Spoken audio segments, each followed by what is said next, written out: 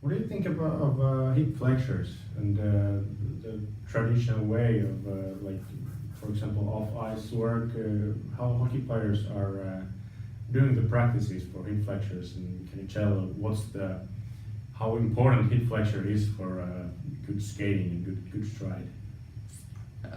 Yeah, this is based my own experience. I don't know, like I have been playing in many different teams and clubs, and when I think our off-ice exercises and even if it's summertime or during the season, so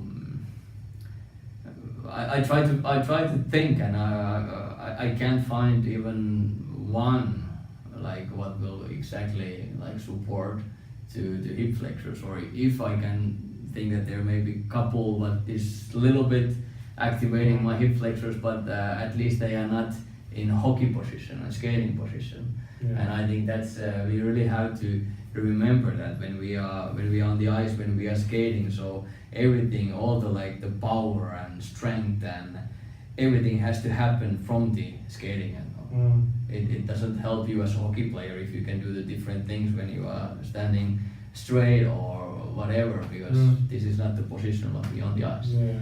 And the key is like how fast you can, for example, cut down the power and speed from the stride. So when you stride, and when you are like full extension in your striding leg, so it's like hip flexor and adductors what slows that power down, and what like, and then so they slow it down, and then right after that they have to get it back to the recover of the skate back on the ice. So there is both, there is eccentric and concentric like muscle activation, what those muscles has to do.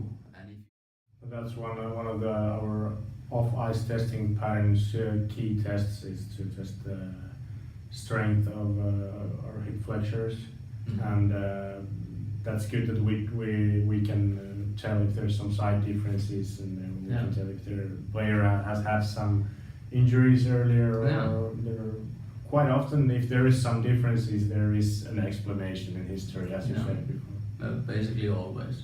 And it also like seeing like the players has very strong the flexor or hip flexor muscles, but on the ice they are not using those, they are not activating the hip flexors, for example.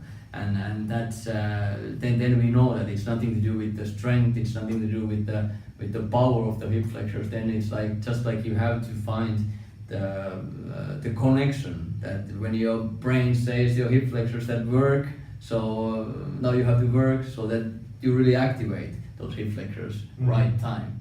And in that skating technique, if I don't activate those muscles, so it doesn't help. So that kind of information is very, very important to say and find out and explain to the player.